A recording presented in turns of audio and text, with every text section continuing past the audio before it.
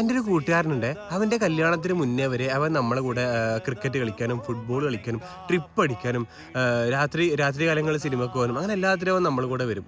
അവൻ നല്ല ആക്റ്റീവ് ആയിരുന്നു. അങ്ങനെ ഒരു ദിവസം അവൻ്റെ കല്യാണം കഴിഞ്ഞു. അതിനുശേഷം അവൻ നമ്മളായിട്ടുള്ള കോണ്ടാക്റ്റ് ഒക്കെ പരമാവധി കുറച്ചു. നമ്മളെ കൂടെ പുറത്തിറങ്ങാൻ വരാറില്ല, സിനിമക്കോ കളിക്കാനോ അങ്ങനെ ഒന്നിനും അവൻ വരാറില്ല. അവനും അവൻ്റെ വൈഫും ആ ഒരു ഫാമിലി ആ ഒരു ഇതിൽ തന്നെ അവൻ അങ്ങനെ ചുരുങ്ങി.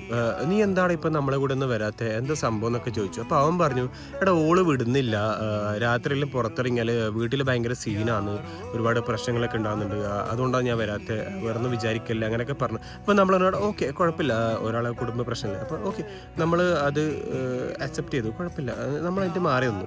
അങ്ങനെ കുറച്ച് മാസങ്ങൾക്ക് ഇപ്പുറം ഇവൻ്റെ വൈഫിന് UK ഒരു ജോലി സെറ്റ് ചെയ്ത് കൊടുത്തു. അങ്ങനെ അവൾ UK അവിടെ എത്തിയപ്പോൾ ഇവക്ക് അവിടെ ഒരുപാട് ആൺ സുഹൃത്തുക്കളെ കിട്ടി. ഇവരൊക്കെ കിട്ടിയപ്പോൾ ഇവനെ മറന്നു. അവരെ കൂടെ രാത്രിയും പകലെന്നില്ലാതെ അവൾക്ക് തോന്നിയ സമയത്ത് പബ്ബിലും അങ്ങനെ അവളുടെ ഇഷ്ടം പോലെ അവൾ ജീവിക്കാൻ തുടങ്ങി. ഇവൻ അറിയാതെയാണ് ഇതൊക്കെ പോകുന്നത്. ഒടുവിൽ ഇവൻ ഈ കാര്യമൊക്കെ അറിഞ്ഞു, വേറെ സുഹൃത്ത് വഴി ഇവൻ ഇതൊക്കെ അറിഞ്ഞു. ഇവൻ ഇത് അവളോട് ചോദിച്ചപ്പോൾ അവൾ ഇവനോട് പറഞ്ഞു, നിനക്ക് സംശയരോഗാന്ന്, അങ്ങനെയൊന്നും ഇല്ലാന്ന് അവൾ ഇവനോട് പറഞ്ഞു. അങ്ങനെ ഇവർ തമ്മിൽ വഴക്കായി. ഇനി മുന്നോട്ടേക്ക് ഇവർക്ക് രണ്ടുപേർക്കും ഒരുമിച്ച് ജീവിക്കാൻ പറ്റില്ല എന്ന് ഇവർക്ക് മനസ്സിലായി.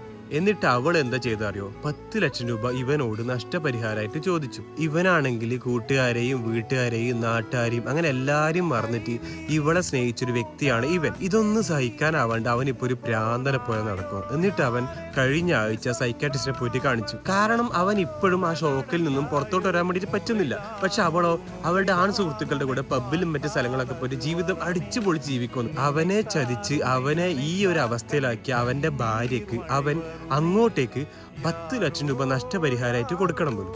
സ്ത്രീകൾക്ക് നിങ്ങൾ കുറെ ആനുകൂല്യങ്ങളിലും കൊടുത്തു, പക്ഷെ അത് മുതലെടുത്ത് ജീവിക്കുന്ന ചുരുക്കം ചില സ്ത്രീകളും ഈ നാട്ടിലുണ്ട്. എന്താ അല്ലേ?